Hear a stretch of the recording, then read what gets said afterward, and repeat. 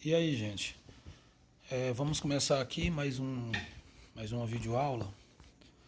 Eu peguei aqui o oitavo dia, né? Para a gente examinar aqui esse assunto muito bom, né? Muito bacana, que é sobre o Egito, a civilização do Nilo. A gente vai continuar, né? Semana passada a gente já conversou sobre isso, né? Primeiro a gente vai dar uma olhada aqui sobre a questão da organização política. O faraó, gente, ele era uma pessoa muito importante dentro do sistema político no Egito. O faraó, geralmente, quando ele aparecia para o povo em público sempre de longe. Eles tinham uma técnica de apresentação do faraó, sempre quando ele ia se apresentar para poder falar em público, né? Eles acendiam umas tochas, um fogo, soltavam uma fumaça, né? Justamente para a população não ver por completo o rosto do faraó, não ver por completo ele por conta da fumaça, por conta do brilho do fogo, né? E sem contar que também o fogo, a fumaça, essas coisas representavam poder, né? Representavam o deus, um semideus, alguma coisa assim, porque o faraó ele era considerado um filho do deus, né? Do deus mais importante do mundo egípcio, que era o deus Sol, né? Que era Amon-Ra, né? Então o faraó era uma pessoa muito poderosa dentro do mundo egípcio, né? Naquela época, naquela época o Egito era a nação mais poderosa do planeta. Então esse poder que ele tinha não se estendia somente no Egito, né? Ele era ele era planetário, um poder planetário, né? Um poder global que o faraó egípcio tinha. Sobre a questão da economia, aqui está um pouco resumido, né? Falando da questão da economia egípcia, né? Eles se baseavam na agricultura, né? O pastoreio, a agricultura. Só que os egípcios eles criavam muito gado, né? Cavalos, gado, camelos, e também a agricultura. A agricultura ela é a base, né, de tudo. A pecuária, que é a criação de animais, o pastoreio, né, que também é a pecuária, foi uma consequência apenas da agricultura, porque através da agricultura surgiu a pecuária, surgiu o pastoreio, a criação de animais, a domesticação de animais naquela região do Egito. É, sobre, sobre aqui, vamos aprofundar um pouco mais aqui essa questão da agricultura, né? Ali às margens do rio Nilo, quando o rio enchia, ficava, transbordava, aquela água era conduzida às margens do rio, né? E levava as substâncias nutritivas para as plantas e muita gente plantava todo tipo de frutas, verduras, né? Um alimento muito plantado, muito consumido no Egito era o trigo. O trigo eles faziam, armazenavam, faziam bolo, pães, faziam biscoitos, né? Faziam mingau, todo tipo de alimento sempre tinha um pouco de trigo, né? Porque o trigo era uma base alimentícia muito importante no Egito, porque tinha muito, era a parte que se produzia mais, era o trigo, porque a população comia basicamente o trigo. É como hoje aqui no nosso Nordeste o feijão com arroz. No Egito era o trigo, né? Eles tomavam muita cerveja, porque a cerveja era produzida a partir do cevado. Se bebia muito vinho também. Nessa região se tinha muito vinho, porque eles plantavam os pés de uva à margem do rio, né? Porque essa água ela se estendia por quilômetros e quilômetros. Quando o rio enchia, essa água que ia além das margens do rio Nilo, atingia quilômetros e quilômetros. Então banhava ali um perímetro muito grande daquela região, né? Sobre a questão da mumificação, que também é um assunto muito interessante no mundo egípcio, a mumificação era uma forma de conservar a pessoa para que a pessoa futuramente tivesse um encontro com Deus, né? Para poder tá com o corpo ainda preparado para ter um espírito de reencarnação, ter uma alma de reencarnação para voltar a uma vida normal. Geralmente uma pessoa importante, como o faraó, quando morria, ele era enterrado numa pirâmide. E eles escondiam a pessoa dentro daquela pirâmide para ficar bem guardada. Quanto maior, quanto mais alta, mais larga, quanto mais ornamentada, mais poder que aquele faraó teve em vida, né? Naquela primeira parte da vida dele. Né? A vida, não existia a morte era apenas uma passagem de uma vida para a outra. Né? Geralmente o faraó, quando ele morria, ele era, ele era embalsamado, ele era mumificado e colocado dentro da tumba junto com seus pertences. Espada, lança, copo, né? Geralmente um copo já ia o vinho dentro do copo. O seu prato, que eram todos de ouro, né? Prato, facas, e geralmente eles também colocavam a comida dentro daquele prato.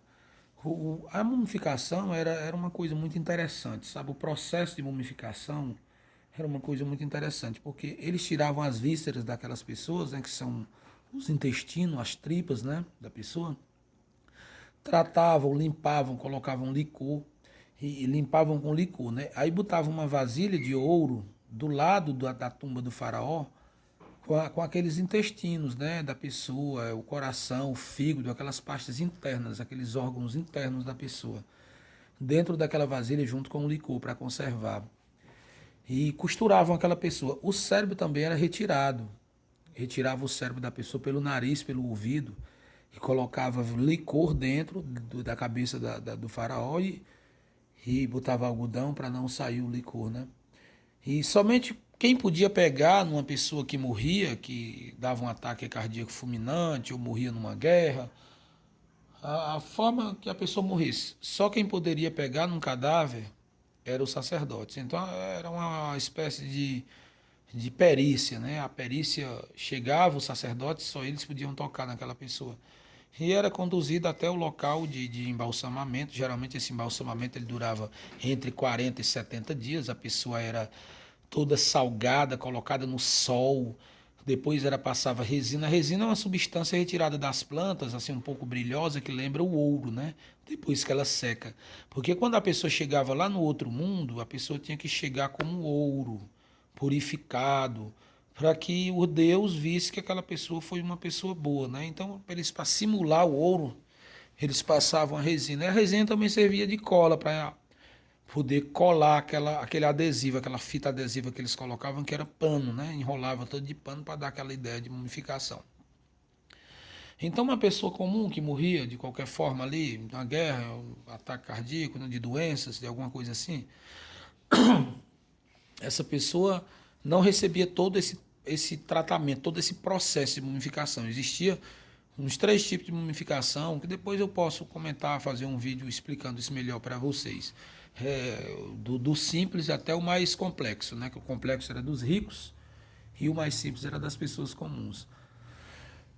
Outro ponto aqui, a questão da característica da arquitetura egípcia. O Egito, ele deixou muitas construções, né? Aquedutos, pirâmides, templos, grandes obras, né? Feitas em várias cidades. Gizé, na cidade de Cairo, na cidade de Mênfis, na cidade de Tebas. Várias cidades construídas por vários faraós em vários momentos da história do Egito, né? E foi caracterizado por várias construções que até hoje a gente tem como construção que marca a história da humanidade, né? As pirâmides de Gizé, por exemplo, elas são 3, né? Kelps, Kefra e Miquerino. São as 3 pirâmides mais altas do mundo, né? A mais alta, 148 metros, a outra parece que 112 metros, e tem outra menor um pouco, de 96, se eu não me engano, 96 metros. Então, a história egípcia, né, ela ela é construída de coisas interessantíssimas, né? Embalsamamento, construção de pirâmides.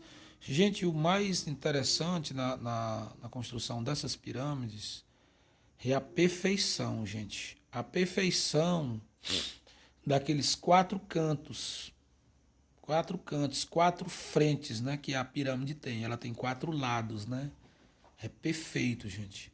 Perfeito. Hoje os matemáticos, pesquisadores, né, arqueólogos tentam entender como os egípcios conseguiram construir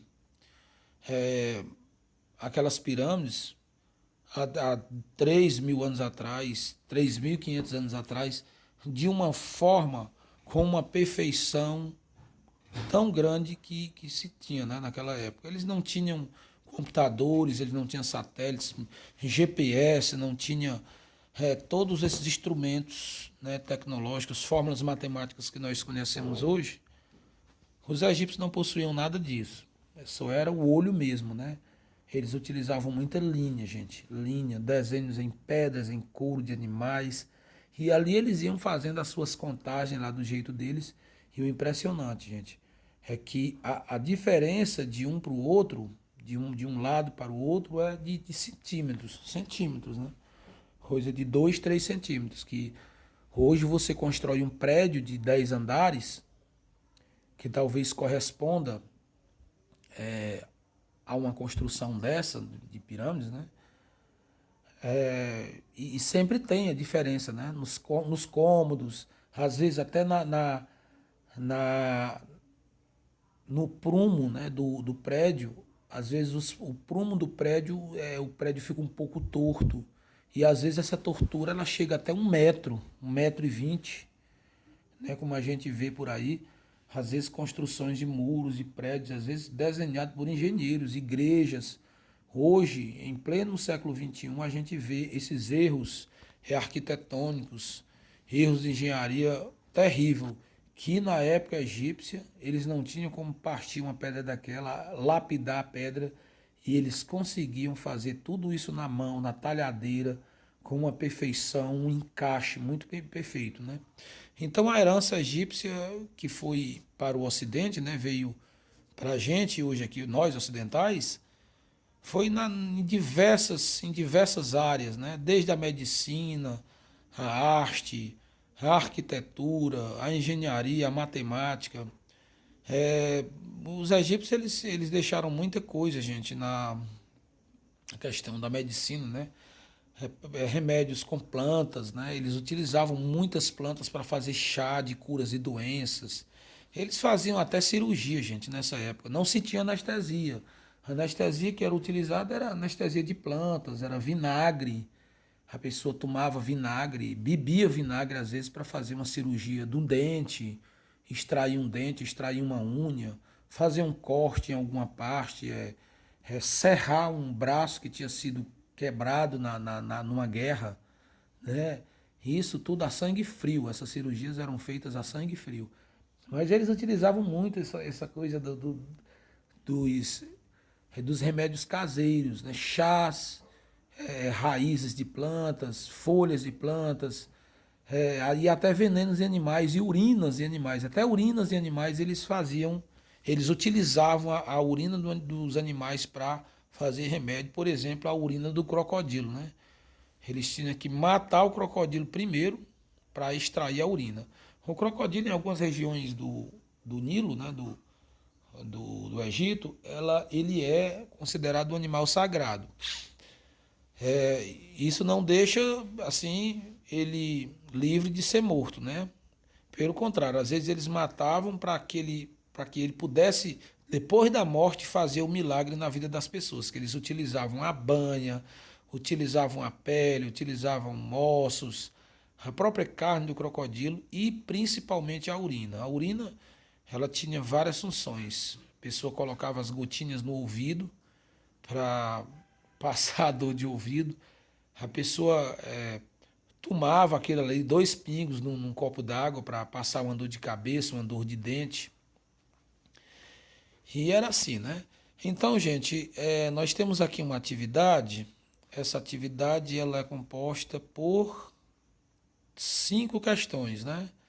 Vocês vão fazer essa atividade para mim aí e vão enviar em forma de fotos, certo? Então, quero fechar aqui meu tema aqui sobre o Nilo com vocês e espero que vocês possam ter entendido o que eu expliquei aqui. Aí qualquer dúvida, gente, vocês podem chamar aí no grupo perguntando alguma coisa sobre o assunto. É bom a gente explorar, porque é nessa fase de exploração, nesse processo de exploração, que a gente vai entender realmente o conteúdo, né, gente? Então valeu, beleza aí, gente.